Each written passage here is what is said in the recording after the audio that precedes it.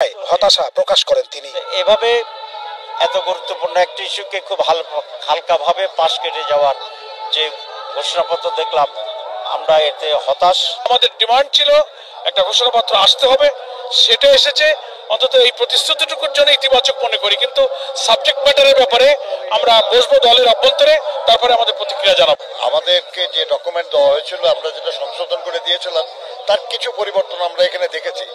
Anyway এই বিষয়ে আমরা আমাদের দলে আলোচনা করে জানাবো। জুলাইয়ের প্রেক্ষাপটে এসেছে, এখন সংবিধানের যে বিষয়টা সেটা আসলে আমাদের একটু আলোচনা করতে হবে, অন্যান্য দলগুলোর সাথে আলোচনা করে আমরা এই বিষয়ে একটা আনুষ্ঠানিক আমাদের প্রতিক্রিয়া জানাবো। আমরা চেয়েছিলাম যে সেরকম একটা প্রত্যাশার দীপ্ত অঙ্গীকার আমাদের থাকবে, কিন্তু শেষের দিকে এসে কিছুটা ব্যত্যয় ঘটেছে। আমরা যেভাবে চেয়েছিলাম হয়তো পুরোপুরি ওইভাবে হয় নাই। এটা নির্ভর করছে নির্বাচন হবে, যেটাকে ঘোষণা করা হয়েছে, নির্বাচিত পরবর্তীতে যারা আসবে তারা কতখানি বাস্তবায়ন করবে সেগুলো।